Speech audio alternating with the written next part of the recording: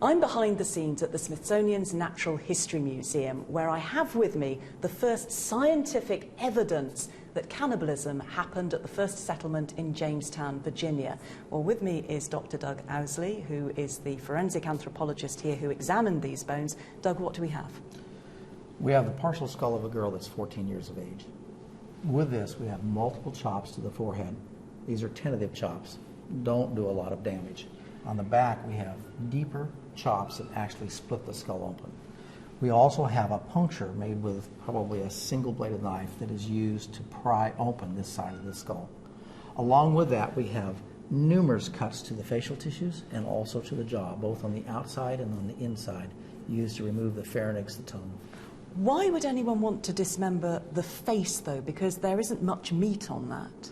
Well, in 17th century recipes, for one thing, the brain is included in food. Certainly not human, but it is very common in animal remains. With regard to the facial tissues, the same is true. These are desperate people, and they're very short of food. Now, we don't know who this girl was, but do the cuts tell you anything about who may have carried out this dismemberment?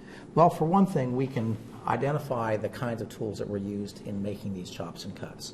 We can also determine where the position of the person was that was actually striking this. The girl is clearly dead. You would not be able to hit so many times without movement.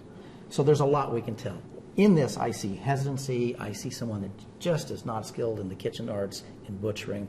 It's very much trial and experimentation.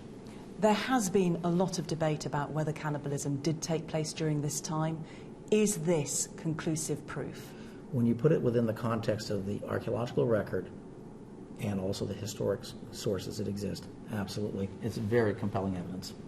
Dr. Doug Owsley, thank you very much indeed. And there we have it, the first proof of dark deeds at Jamestown.